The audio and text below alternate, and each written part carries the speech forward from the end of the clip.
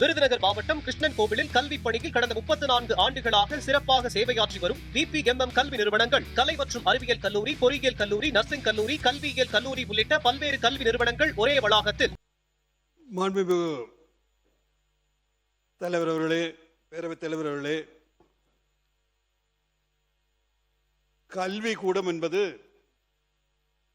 கல்வியை தருவது மட்டுமல்ல, ஒரு ஒழுக்கத்தையும் எதிர்காலத்தையும் ஒரு நல்ல மனிதனாக ஹியூமன் பீயிங் ஹியூமன் பண்ற இடம் தான் கல்வி கூடம்.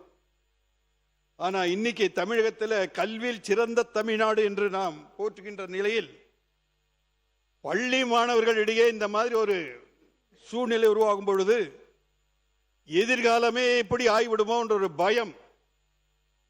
ஆகவே தயவு செய்து சம்பந்தப்பட்ட அமைச்சர் பெருமக்களையும் கேட்டுக்கொள்வது என்றால், பல்வேறு கருத்துக்களை சொல்லுகிறார்கள்.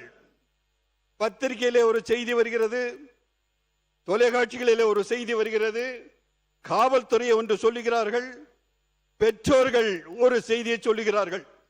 இதில் எது உண்மை என்பதே புரிந்து கொள்ள முடியவில்லை.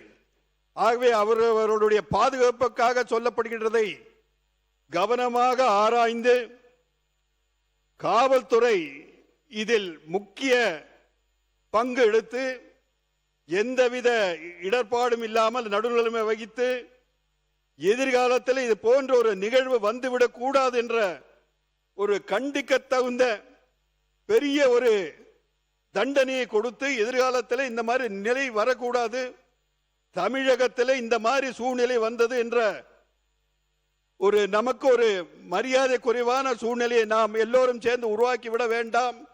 அதற்கு எந்த அரசு என்பது அல்ல, எல்லோரும் ஒன்று சேர்ந்து இது போன்று நிகழ்வு எங்கு இருந்தாலும் சம்பந்தப்பட்டவர்களுக்கு காவல்துறைக்கு நமது பதிவை சொல்லி இது எதிர்காலத்தில் நடக்காமல் இருப்பதற்கு நாம் உதவி செய்ய வேண்டும் என்பதை கூறி எங்களுடைய பாரதிய ஜனதா கட்சியின் சார்பாக இந்த கவன ஈர்ப்பு தீர்மானத்தை விவாதித்து எதிர்காலத்தில் இது போன்ற செயல்கள் வராமல் தடுக்க வேண்டும் என்று கேட்டுக்கொள்கின்றேன் பேரவைத் தலைவர் அவர்களே.